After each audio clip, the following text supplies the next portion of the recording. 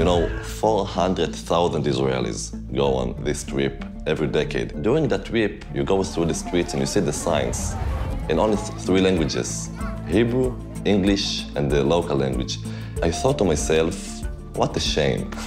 We hear thousands of Israelis. Why don't we enable them to volunteer as part of their trip? Israel is supposed to be a light unto the nations, so let's do something about it.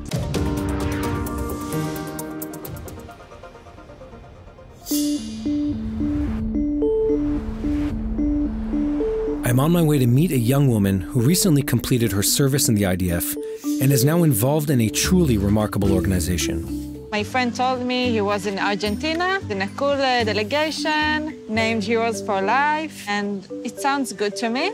I signed myself to a delegation in Guatemala, so we went there, and it was such an amazing experience.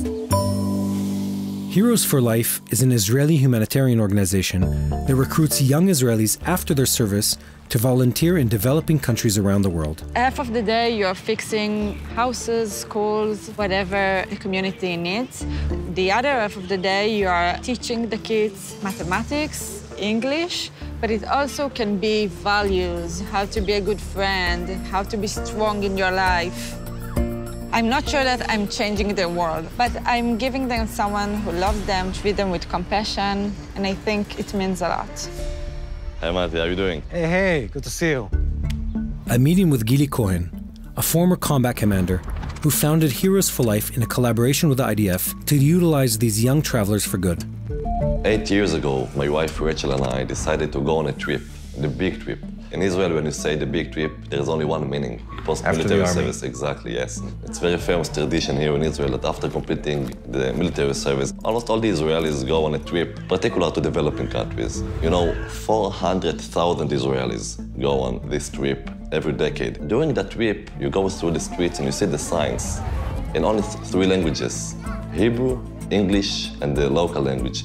I thought to myself, what a shame. We hear thousands of Israelis. Why don't we enable them to volunteer as part of their trip?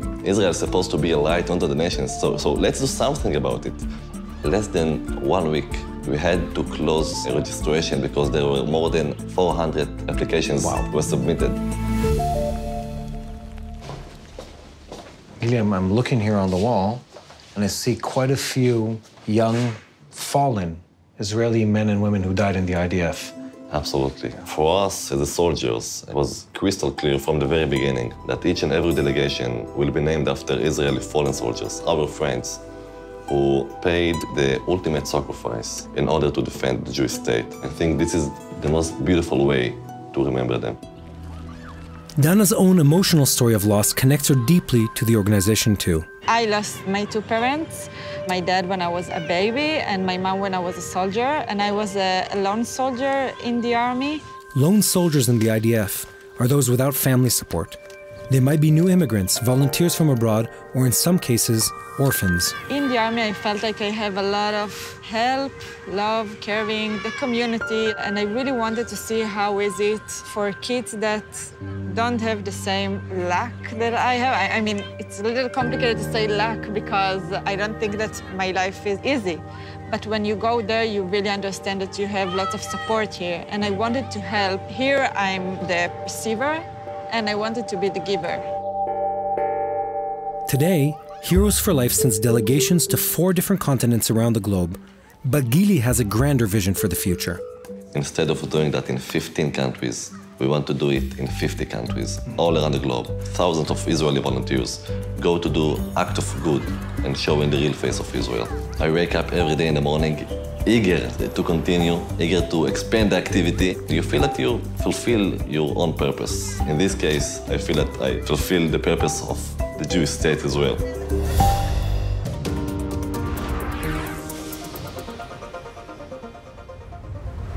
Shalom from Jerusalem, and today we have a great honor to have with us Dr. Dorit Nitzan. What a great honor having you with us, Dr. Dorit. Tell us about yourself.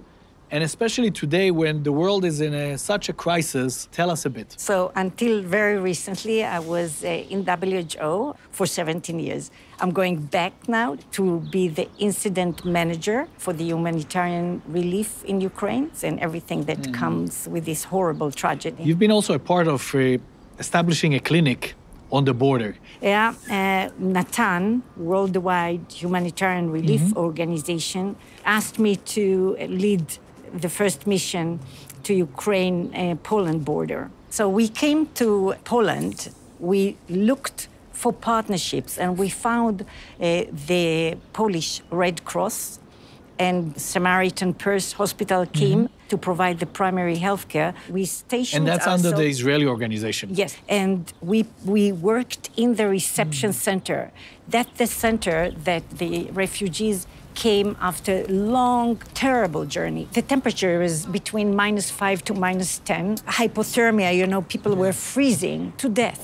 Heart attacks, mental health, malnutrition, you know, people were hungry and they couldn't stand anymore. And the fact that we were there, we could help few of them, then many other NGOs came to help. Did it ever happen to you that you saw something and you just broke in tears? Yes, there was an older man that came with his daughter. She was like 40, I assume, with her grandchildren. She brought him and she said that he's not well and he seemed confused. We had to change and clean him, you can imagine. And he was crying. The only thing he all the time, he cried out her name. And suddenly we realized that the daughter and the granddaughters left. She left a letter that she had to go back because her husband is fighting in Ukraine, but she knows that we, from Israel, we will take good care of this old man. Israel is such a small country. Going there and trying to be a light in this dark place. Can you tell us about it? All through my career in emergency response, I always find the Israelis and the humanitarian aid in many, many sides of the globe where people need help. And this time, I must say that the first people we bumped into while being near the border with Ukraine were Israelis non-governmental organizations. Later, the government has joined with medical team, with a mobile hospital, etc. So yes, it's a great honor, but also I must thank you because next to us, I always find the church, the... Yes, Samaritan Purse has a large hospital, field hospital, and it's beautiful to see people coming together and helping for the cause of mankind. Exactly. So this is something that I think unites us. We feel the need to be there, and we want everybody to come and help each other when time comes. Dr. Dorit, what a great honor to meet you, really. May God keep you safe and encourage you in what you do. Thank you. And to you, our friends, let's continue to pray for our world, and especially for Ukraine. And shalom from Jerusalem. Hey, I'm Mati Shoshani, and thank you for watching the TBN Israel YouTube channel. We hope this video gave you greater understanding of Israel and her people. If you haven't already, subscribe to our channel and hit the notification bell so you never miss a video. We'd love to hear from you, so be sure to share what you've learned and ask your questions in comments below. And invite your friends to join the conversation.